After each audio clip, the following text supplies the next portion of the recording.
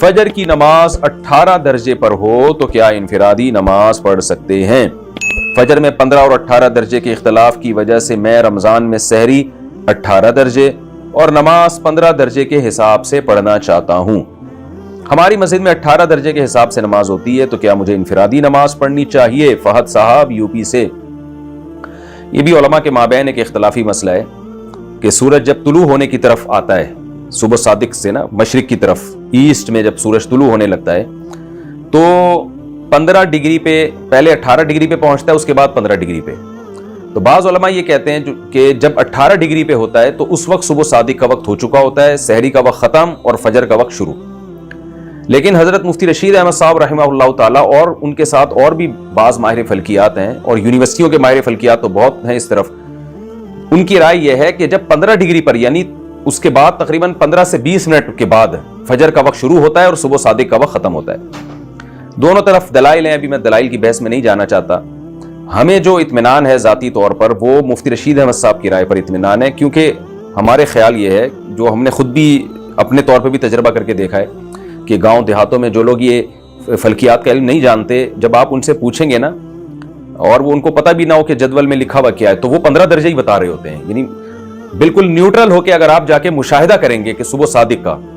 تو آپ کو 15 درجے میں نظر آئے گی۔ بہرحال دلائل دونوں طرف ہیں، میں کسی ایک رائے پر یقینی طور پہ میں اس وقت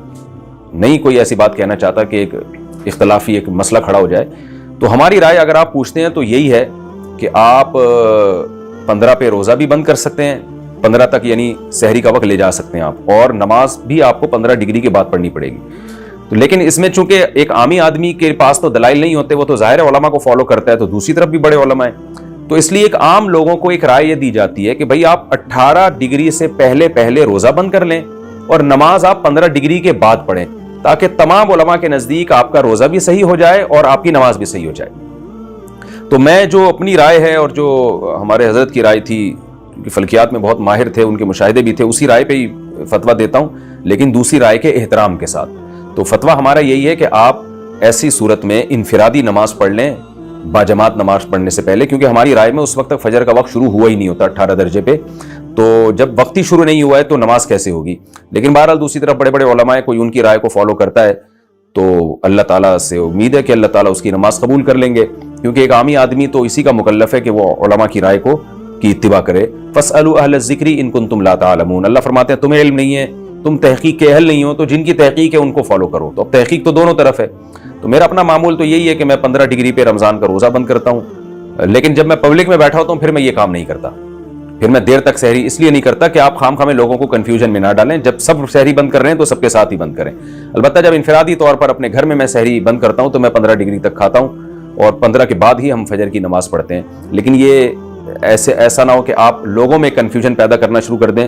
اور لوگوں کے سامنے ایک نیا پھڈا نہ کھڑا کر دیں۔ تو انفرادی طور پر جب آپ سحری کھائیں تو آپ ہماری رائے کے مطابق 15 ڈگری تک کھا سکتے ہیں،